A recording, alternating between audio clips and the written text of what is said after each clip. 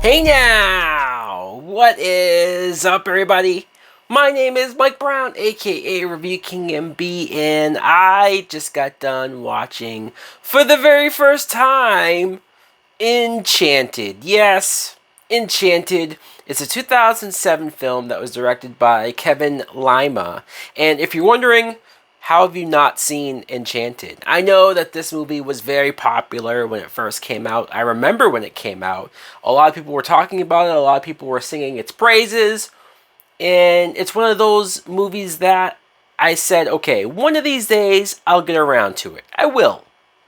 And then I saw that, holy shit, the sequel just randomly came out on Disney Plus. So I said, all right, now is probably the best time to finally watch this movie. The very beginning, this kind of confused me right off the bat because the beginning of the film is all animation, like your typical Disney style animation movie where we meet this character Giselle, who very quickly, just as if it's your old school Disney movie where she falls in love with a prince, like within less than a day of meeting him, and they're off to be married. And because it was animation and because it was so cheesy and over the top, I was like, did I click on the right movie? Is this the right Enchanted? Is there another Enchanted that I didn't know of?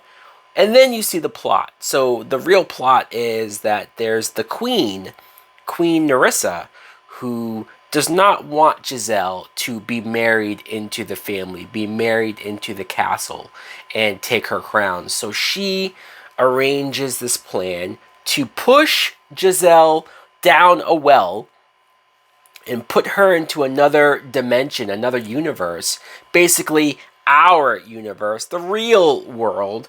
And so Giselle, played by Amy Adams, is in New York and she's sort of confused and doesn't know where she is. She's trying to get back home to her love. She meets Patrick Dempsey, who is unwillingly kind of willing to help her.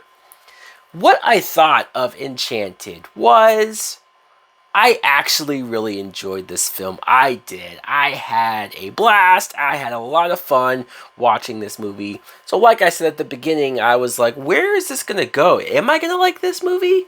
But once Amy Adams comes into the real world, once you see live action Amy Adams and you see her in that big ginormous dress and the way how she's acting, very over the top, oh wow, gee willikers, and she's so out of her element. She's a fish out of water. She's so good. Amy Adams is so good in this movie.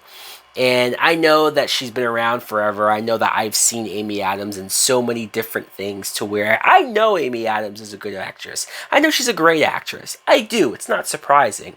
It's just I've never seen her play quite a character like this. And so that's why I enjoyed her. When she runs into Patrick Dempsey, thank God she runs into Patrick Dempsey because, man, she's on the streets of New York. This homeless guy stole her crown. Like, some bad stuff could have happened to poor Amy Adams, but she meets Patrick Dempsey, who him along with his daughter sort of take her in, and at first they think she's just this crazy, confused woman, and so they want to help her out.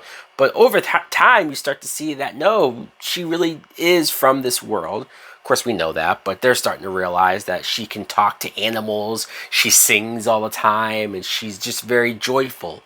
And other aspects of the movie that I was surprised by and really enjoyed was James Marsden.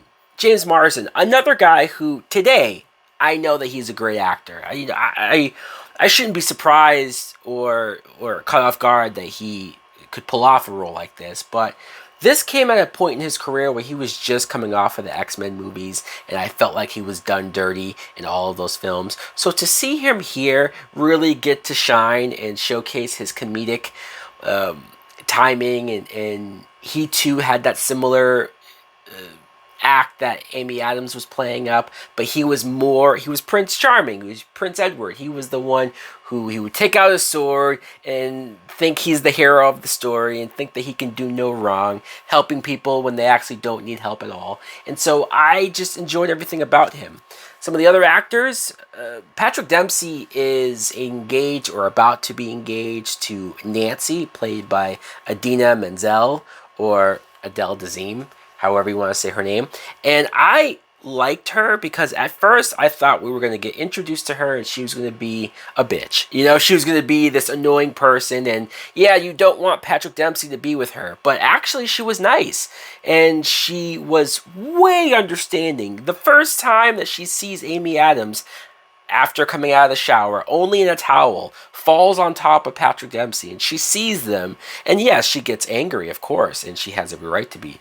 But just a couple of scenes later, he gives her flowers, and all is forgiven. Oh, you said nothing happened between you two? Okay, I trust you. Huh? I know there was a lot going on, but man, that's a forgiving woman. I definitely kind of started to feel bad for her because, of course, Patrick Dempsey does start to catch feelings for Giselle.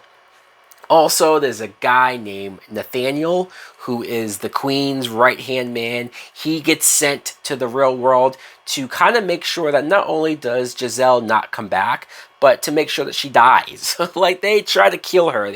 He's trying various ways to give her poison apples, and it's this whole thing where I did not want anything bad to happen to Giselle, so he was clearly the villain, but he also had a side plot of being kind of in love with the Queen or wanting to gain self-esteem, self-confidence for himself.